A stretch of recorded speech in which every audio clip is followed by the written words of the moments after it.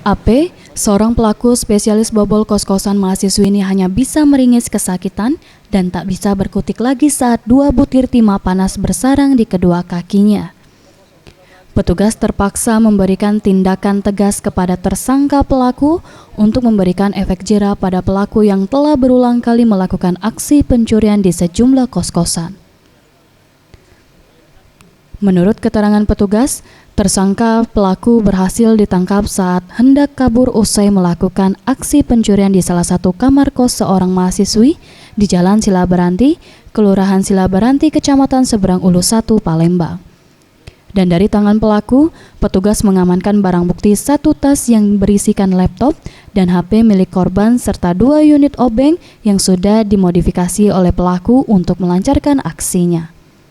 Saya jelaskan waktu penangkapan pada saat kejadian korban yang ada di rumah mencurigai ada orang yang masuk ke dalam rumah korban.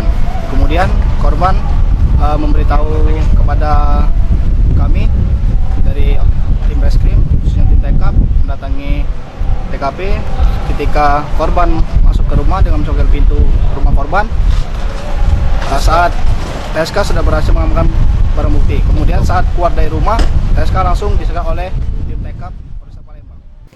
Akibat perbuatannya, tersangka pelaku terancam pasal 363 KUHP tentang pencurian dengan pemberatan dengan ancaman minimal 5 tahun penjara.